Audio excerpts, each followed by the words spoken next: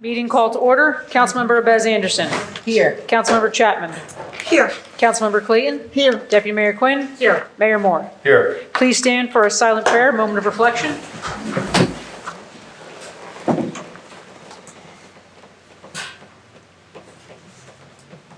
We will now salute the flag. I pledge allegiance to the flag of the United States of America and to the republic for which it stands, one nation, under God, indivisible, with liberty and justice for all. As to comply with the Open Public Meetings Act, Chapter 231, PL 1975, adequate notice of this meeting has been provided in the following manner. The annual notice was forwarded to the Asbury Park Press, the Coaster, and the Star Ledger on January 3rd, 2023, and posted on the bulletin board the same date. All notices are on file with the city clerk. We are now on to public participation. May I have a motion to open the meeting to the public? Move to open. Second. All in favor? Aye. Public participation portion is now open. Any member of the public who wishes to speak, please use the microphone, state your name and address for the record, and there will be a 3-minute time limit for each speaker. Teresa Jones, Hill Drive in Neptune, former business owner and employee in Asbury Park. I have a question regarding the transportation and the egress for the southbound trains. I have a question of why the sidewalk southbound going behind the Railroad Plaza building is not open, because that accesses the parking lot and cab access as well. And there needs to be signage, because in observing people this afternoon coming off the train, they don't know where the transportation is, and it's kind of tight and crazy looking. Unless you're used to using that station, which I am, it's a complete disastrous mess.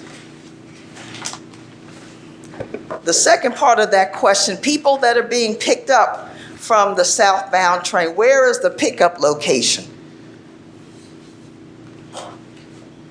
Is that it, T? That's it. Don? Yeah, so there should be signage up there. I just texted my transportation director with the ADA compliance off of Bangs, and that portion of the sidewalk should be open, and the pickup and drop-off is on the northbound train station during the construction period. Once that gets open, we'll be able to open the walkway underneath the tracks, but right now we can't do that, obviously, because of the construction. But I've asked James to come down. I'll have him talk to you when he gets down here if he's in the office. Okay, because the access under the tracks was rarely used, but there's a sidewalk that goes behind Railroad Plaza, and people are up here because they're asking, well, where's the transportation center? If they're not familiar with this area, they don't know, and I directed like 5 or 6 people. Yeah, so there should be signage up there, and if there's not, I'll make sure that James gets on it. Thank you. And maybe to Teresa's point on it, there was 3 women just standing in front of City Hall with their suitcases, so maybe signage there too. Okay, good idea. Yep.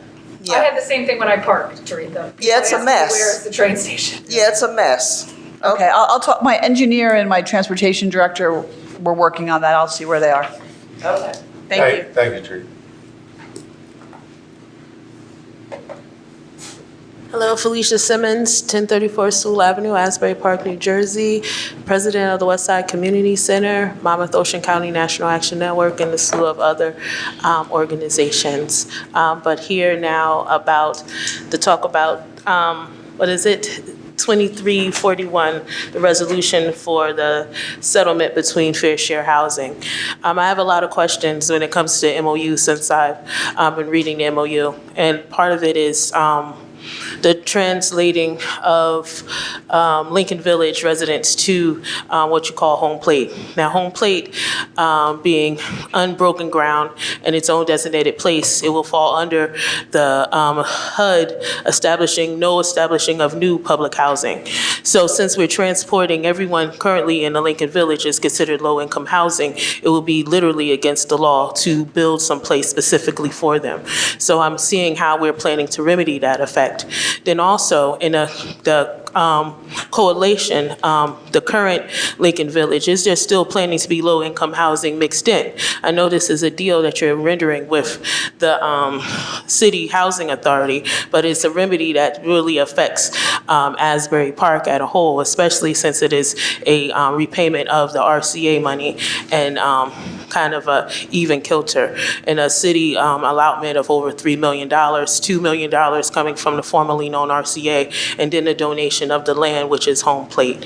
So I know there's another part that we'll probably be able to be speaking about on the second part of this, but because it's such a complex issue. What I've also come to understand that the ability to landlock it and or deed restrict it is compliant on the housing authority looking to receive certain funding from other places. But those fundings are never guaranteed. And also, since the housing authority currently has history of not going after certain grant fundings that's available to them that that also have prior history of being able to deed restrict and assist low-income people, like the RAD program, which will match funding, but it will also be able to bring, you have to be able to bring back the residents that are currently there. The housing authority never went after, and there's tons of other grants, Transit Village and other money that they never went after at that time. So since saying all of those things, which seems like a mouthful, trying to get into my time, how are we making sure that the money that we are repaying to quantify, to help the community and to repay these things are really going to be used to repay, and not a couple years down the line we're back in the same situation where the people are left to the wind and continue to be the lost tribe of Asbury Park? Yeah.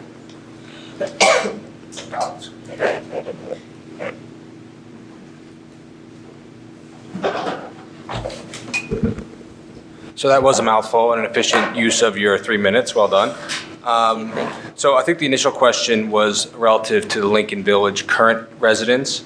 Well, let me back up. The settlement is all contingent on them getting funding, as you said. So to the extent they didn't get funding or whatever reason they were breaching our agreement with them, which, just so everyone's aware, we entered into actually maybe like 4 or 5 months ago with the Housing Authority.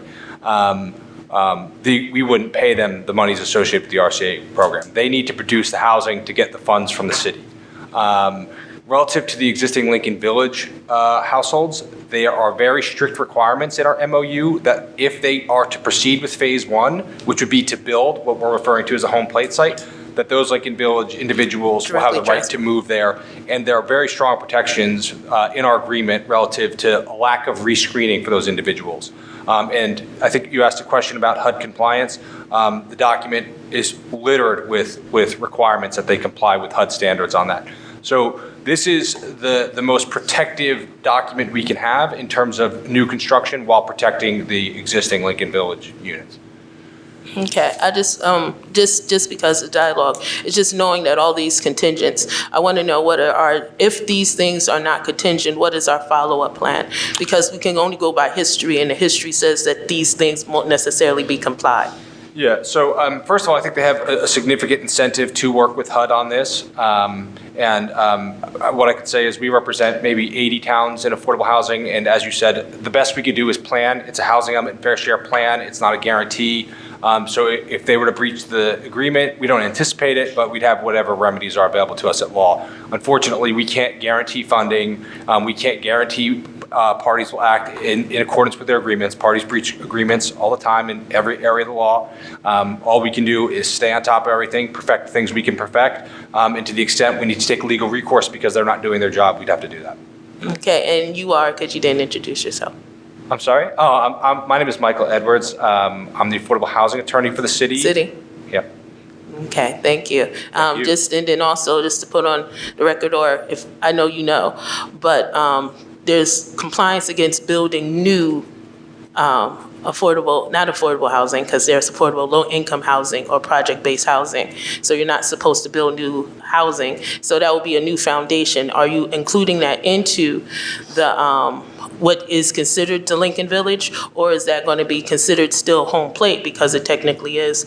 And would that, if somebody say sues in about 5 years saying, hey, you're not supposed to build new affordable housing, and this is new low-income housing, how can we? Is that been addressed or brought up in the negotiations? Yeah. So what I could say again is this is fully compliant with HUD standards and all regulations. Fair Housing Center has now, if we authorize the settlement, will now kind of be an overseer of the document. It will have a special court master who will also ensure compliance, and then the court will ultimately review it to ensure compliance.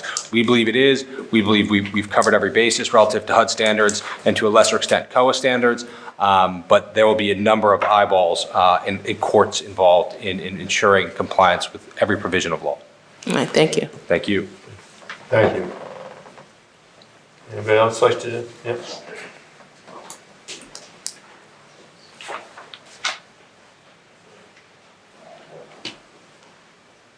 Morning, Annette Kripke, 403 Second Avenue. I wasn't gonna. I'm sorry, say- can you repeat your name? Sure, ANETTE. I don't think the mics are on, so. ANETTEKREIPKE. Thank you. Sure.